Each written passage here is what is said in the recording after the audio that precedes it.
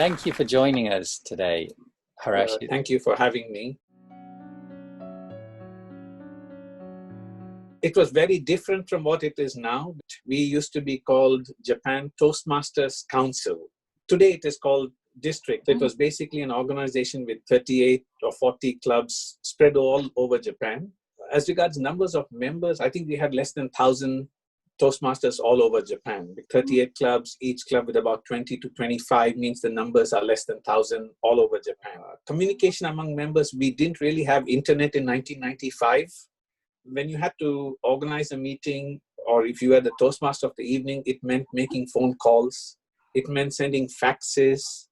And in some cases where we had members who didn't have fax machines, who didn't even have phones, there were no mobile phones, or very few people had mobile phones, we even had to exchange letters.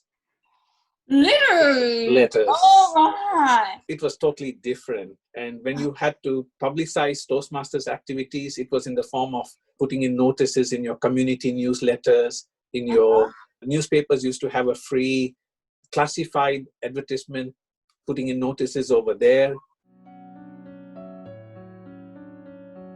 Yes, so you would actually call people after you finished your work, and to make sure that it is at the time which they are comfortable with, because you can't call, it would not be appropriate to call somebody too late at night, like 9 o'clock. Practice your communication skills outside the club, as an oral communication. It actually helped to a different kind of bonding among people. If the other person answered your call, it meant he or she was ready to spend that few minutes to listen to you and not to respond to you.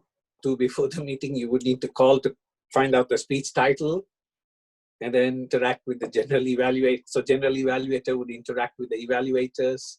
So there was a lot of interaction going on outside the club, but I think it helped people to work on their communication skills even outside the club. I served as the Lieutenant Governor of Education in 98 to 99. And as the governor of JTC, we call it JTC. JTC stands for Japan Toastmasters Council. So I served as the governor in the year 1999 to 2000. And that was the time when we were actually able to submit our application for recognition as what was called a provisional district.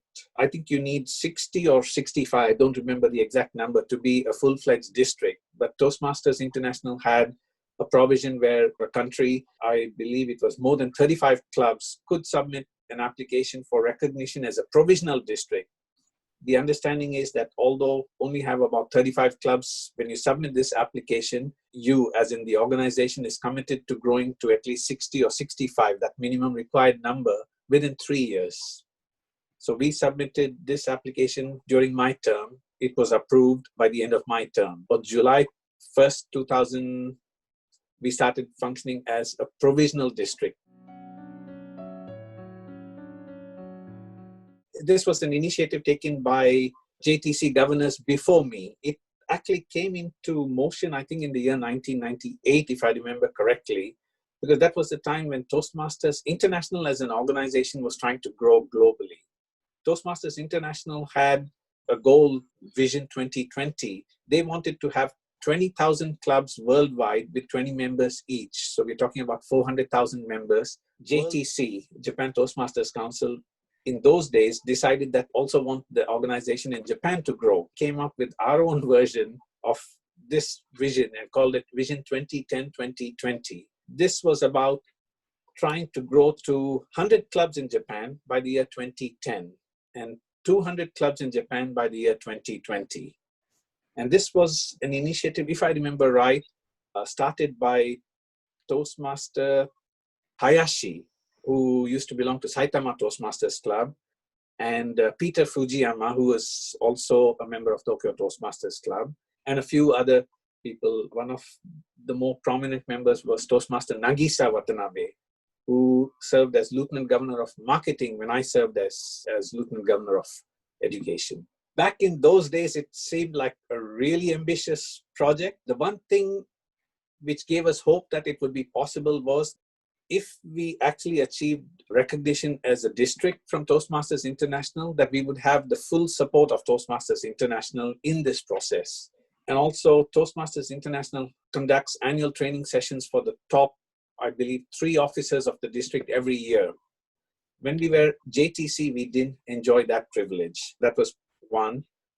And as I mentioned, we were not able to send our representative to the international speech contest. That was the second one. Thirdly, in terms of materials, Japan, we have a lot of Japanese language clubs.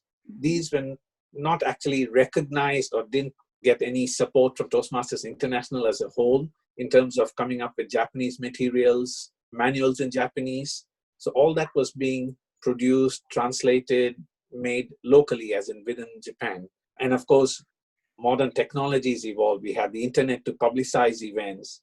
As members grew and they benefited from the program, more of them reached out to spread these benefits to communities around them.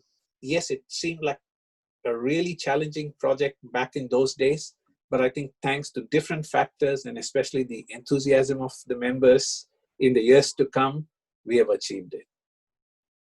Yes, and you have achieved it. We started off last term at 197 clubs, and we finished the year at over 200 clubs. Wow. Thank you very much for your time today, Haresh. It's been a pleasure having you here. Thank you. Thank you. And have a good weekend.